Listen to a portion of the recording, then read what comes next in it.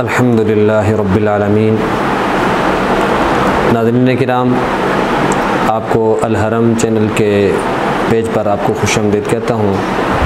हज़रत आयशा सिद्दीक़ा रज़ियल्लाहु ताला अन्हा आप फरमाती हैं कि इब्ने आदम का कोई भी ऐसा अमल कुर्बानी के दिन इतना प्यारा नहीं जितना कि जानवर को कुर्बान करना अल्लाह के नज़दीक महबूब है।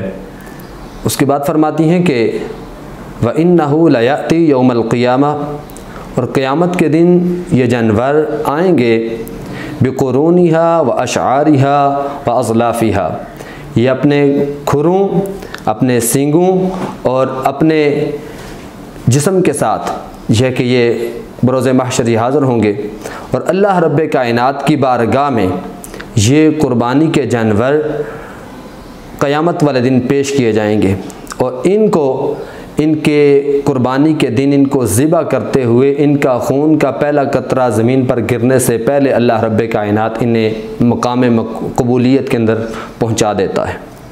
हज़रत अबू हुरैरा रज़ियल्लाहु ताला अन्हु आप फरमाते हैं कि नबी करीम सल्लल्लाहु ताला अलैहि वसल्लम ने फरमाया, मन वजदा साअतन, कि जिसने इस्तात पाई, जिसने वुसअत पाई क़ुरबानी करने की और उसने क़ुरबानी न की, फ़ला यक़रबन्ना मुसल्लाना, कि वो हमारी ईदगाह के करीब ना आए। नबी मुकर्रम सल्लल्लाहु अलैहि वसल्लम की इन अहादीस से ये साबित होता है, ये मालूम होता है कि क़ुरबानी कितनी अजीम इबादत है। अब क़ुरबानी कहते किसे हैं उसकी तरफ बढ़ते हैं। क़ुरबानी मखसूस जानवर को बनियत तक़र्रुब अल्लाह की राह में मखसूस अय्याम के दिनों के अंदर क़ुरबान कर देने का नाम क़ुरबानी है। अब क़ुरबानी करेगा कौन?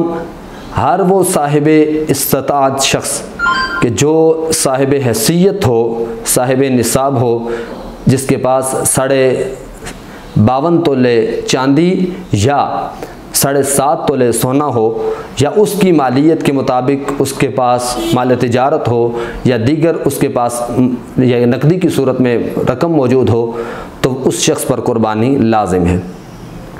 अब कुर्बानी करेंगे किसकी? कुर्बानी में जानवर कौन से इस्तेमाल होंगे उसकी तरफ बढ़ते हैं। ये कुर्बानी के मसाइल हैं, इनको सीखना निहायत ज़रूरी है कि बड़े जानवर, उनमें ऊँट जो है उसकी कुर्बानी होगी, ऊँट और ऊँटनी की। इसी तरह गाय और बैल की, भैंस और भैंसे की, इसी तरह बकरी और बकरे की, और दुम्बा और उसके साथ भेड़ वगैरह, ये भी कुर्बानी के जानवरों में शामिल है।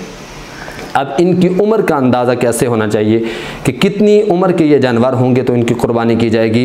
याद रखिएगा, ऊँट की उम्र कम से कम 5 साल हो, 5 साल मुकम्मल हों और 6ठे साल में वो दाखिल हो जाए उसकी उम्र, तो वो कुर्बानी के लायक होगा, उसकी कुर्बानी की जाएगी।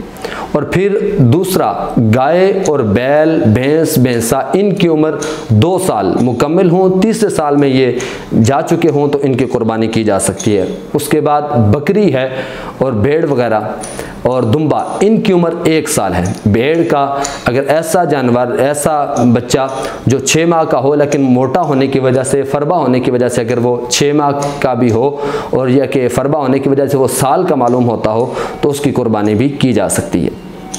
अब कुर्बानी के अय्याम के अंदर इनको कुर्बान करना, ये कुर्बानी का नाम है। कुर्बानी साहिब हैसियत शख्स वो करेगा। और अब इन जानवरों के अंदर कितने कितने लोग शामिल होंगे, कौन से जानवर के अंदर, इसकी तरफ बढ़ते हैं। कुर्बानी के अंदर जो बड़ा जानवर है, जिस तरह ऊँट, ऊँटनी, भैंस और उसके साथ भैंसा, इसी तरह गाय और बैल, ये जो बड़े जानवर हैं, इनके अंदर ज़्यादा से ज़्यादा 7 बंदे, 7 अफराद इसमें शरीक हो सकते हैं।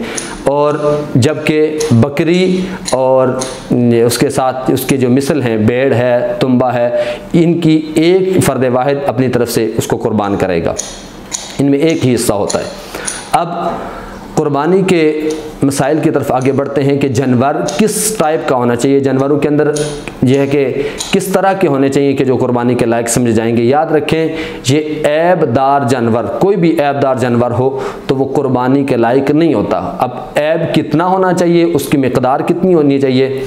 अगर तो सींगों वाला जानवर है, एक तो है उसकी पैदाइशी सींग ही नहीं है, वो तो कुर्बानी की जा सकती है, लेकिन ऐसा जानवर जिसके सींग थे लेकिन किसी वजह से वो टूट गए, तो उसकी मिकदार देखी जाएगी। अगर तो वो यह कि जड़ से टूटे हुए हैं तो फिर तो वो कुर्बानी के लायक नहीं होगा, लेकिन अगर उससे कम है, थोड़ी मिकदार में है, तो उसकी कुर्बानी की जा सकती है। उसके बाद आगे बढ़ेंगे।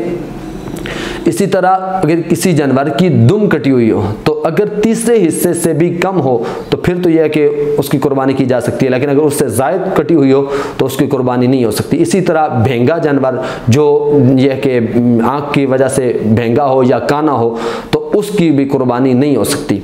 इसी तरह ऐसा लागर जानवर या खारिश ज़दा जानवर के जो यह कि चलने फिरने से, खाने पीने से कासिर हो, वो कुर्बानी के लायक नहीं होगा, वो कुर्बानी उसकी भी नहीं हो सकती। इसी तरह कम से कम अगर उसके यह कि जो कमज़ोर है, खारिश ज़दा या लागर है, उसकी बीमारी इतनी नहीं है कि वो चलने से कासिर हो, मतलब कुर्बान गाह तक ना जा सकता हो, तो उसकी भी कुर्बानी की जा सकती है। तो अगर वो कुर्बान गाह तक चल के जा सकता है तो कुर्बानी करेंगे, अगर वहाँ तक जाने से भी वो कासिर है तो उसकी कुर्बानी जायज़ नहीं होगी। क्योंकि मैंने पहले आपको हदीस मुबारक सुना दी कि नबी करीम सल्लल्लाहु तआला अलैहि वसल्लम ने फरमाया कि ये बरोज़े महशर तुम्हारे सामने लाए जाएंगे, ये तुम्हारी सवारियां होंगी। तो जिस तरह आज दुनिया के अंदर हम अपनी अच्छी से अच्छी सवारी की तलाश में होते हैं कि अच्छी से अच्छी गाड़ी ली जाए, अच्छी से अच्छी आरामदेह कि हमारे पास सवारी होनी चाहिए जिस पर सफ़र किया जा सके, तो ये पुल सरात की सवारियां हैं, इनको यह कि अच्छा होना चाहिए, खूब फरबा होना चाहिए, खूबसूरत होने चाहिए। तो जितनी अल्लाह ने हैसियत दी है उसके मुताबिक कुर्बानी करें। अल्लाह रब्बे कायनात हमें अमल की तौफीक इनायत फरमाए। हमारे इस चैनल के साथ जुड़े रहिए। अल्लाह हाफ़िज़।